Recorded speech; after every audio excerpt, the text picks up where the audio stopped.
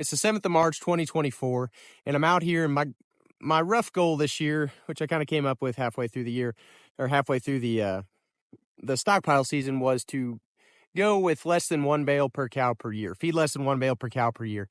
And I could have done it if I really wanted to, and I may still have gotten there. But again, I'm more worried about taking care of my cows and making sure that I don't lose conception rates and other things. And it's been a really good learning experience for me to have that goal and to study and see how I could do that next year and prepare better. Because we've had a really mild winter, and I understand there's some things that I'm going to get away with this year that if we got a lot of rain, we wouldn't have gotten away with. We are finally getting some rain, a little bit. I hope I get drenched on the way back to the car. But what I want to share with you today is this. I'm out here, and I've noticed I just turned into the bottom, and I've been saving it. I've been saving grass that I stockpiled since August. We haven't touched this. I rotary mowed it clean. You can see we had a few weeds come back up, and that's just part of it. Some of those late fall weeds, but it's really tremendous grass. I'd say, well, I'll just flip you around and we'll talk about it. So this grass here, I'd say we got a good 18 inches on average here. And you can see we still have some of this green fescue. Some of it's still growing. We had two really, really extreme cold, hard weather weeks in January, right at the beginning of January, and we've been pretty mild. And so you can see we're growing fescue because we left a lot.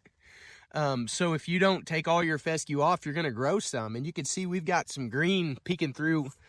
It's not as good on this phone as I'd like it to be, but there's a lot of green in here. And so one of the things that I've seen on other people's videos and talking with other people is you don't see this mat as much with people that have been doing this for a long time. And so this is what I've learned. Your energy, of course, is in your green grass. The brown stuff at this point is just filler. And so we just came off of this paddock here across the fence, and you can see they ate most of the green stuff, but a lot of the rest of this is just going to get trampled.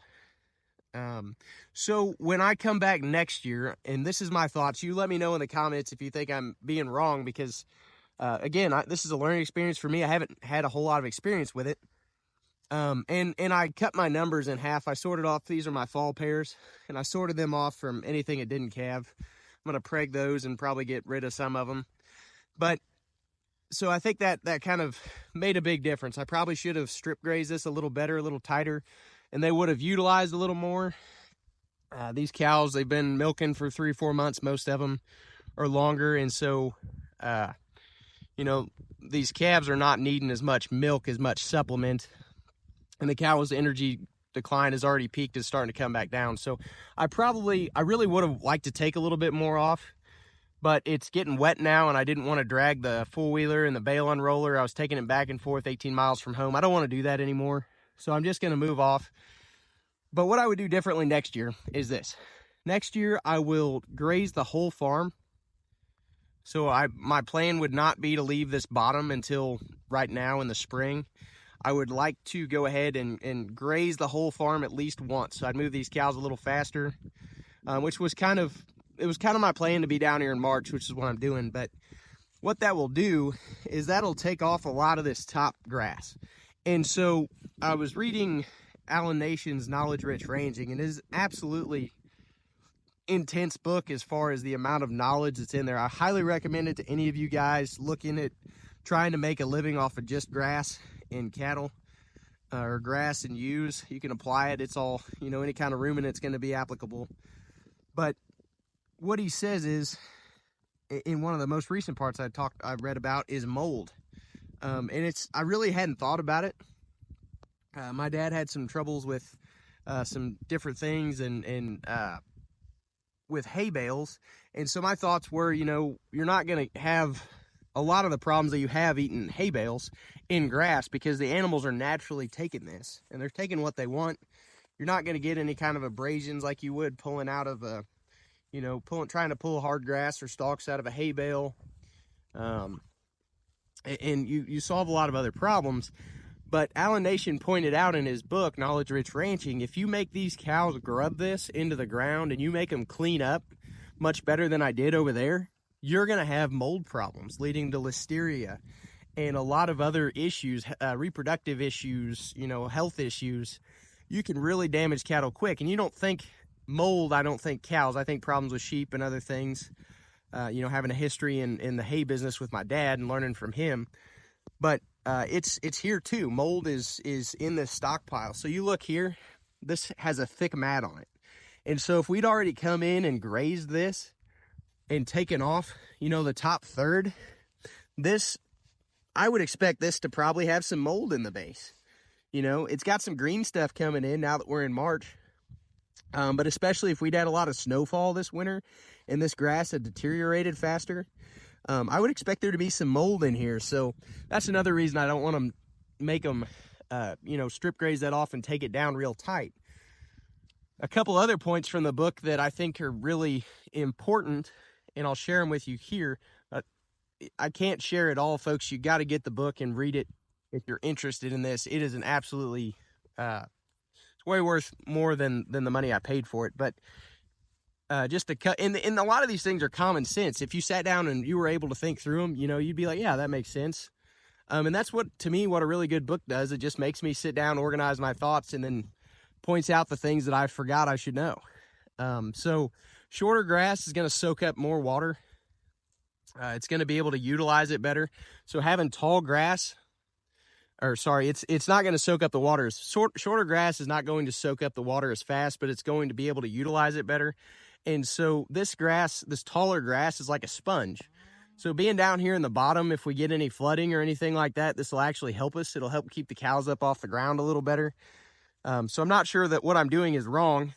Again, I think I would, you know, try to get a little bit off the top here, especially if we had a lot of snow and moisture. That mold is going to be a bigger issue.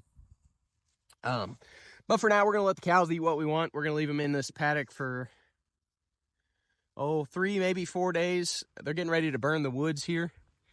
And I want to make sure we kind of take off some of this tinder. We've got some rain now, but I was a little nervous about it. But I want to make sure we take off some of this tinder so the whole place doesn't go. And these are professionals. I'm not real worried about it, but we're down here. I'd just as soon graze it as burn it. So these cows are going to utilize this. And anything, you know, it's always in the back of my mind to remember that anything we leave, like that to me looks like a lot of left, but the grass is going to grow back from the roots on that, and it's going to soak up more water and come back a little slower maybe than a short grass pasture. And I'll do it again differently next year, but that's all going to feed the microbes. I mean, one of the biggest things I remember reading or learning about is a cow really eats with five mouths. You know, she's got her actual mouth, and then she's got 4 hooves. And those hooves may not feed that cow, but they're going to stomp some grass down and feed the soil microbes. And that's going to help us grow more grass, be able to retain the moisture that we do get.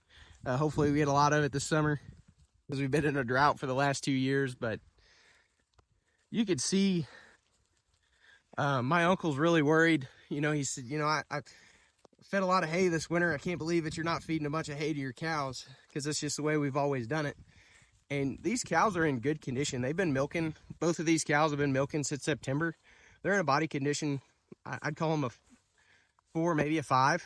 And, you know, they're weaning good calves here. Going to be weaning good calves. And we've had a mild winter. But, you know, so I always keep in the back of my mind and plan for a bad average and a good year. Or, you know, have what I'm expected, a lot worse and a lot better. You can see some of these first and second calf heifers are a little thinner. But I'd say that's pretty normal cow. I mean, honestly, you know, she's in a body condition score of 3. We're getting ready to green up here in a month, and she's going to pack on the pounds. She'll probably be gaining 3-4 pounds a day. And then she'll be fat by the time she's ready to have a calf next September. So wanted to share with you guys what we were doing here. A few of my thoughts that I think are super important. We just turned into this paddock, so we got a good bunch of calves in here. But I think this is really important, being able to cut down on your expenses and your hay costs and your feed bill, and doing all this in a drought. It takes a lot of management and a lot of tools to be able to do this. And I want to share what I'm learning. I understand everybody's in a different place, and not everybody wants to sell cows or do all these things. But I still think it's valuable to learn it and see that it can be done. You know, nobody ever told me that you could graze cows 12 months out of the year. And it can be done, folks. So I would encourage you to learn what you can from me and from other professionals that are trying to do what you want to do, and you know, utilize the knowledge and information we have to share. And I appreciate you. If you like this content, like, subscribe, follow for more. And I wish you luck in your grazing this year, and sure appreciate you.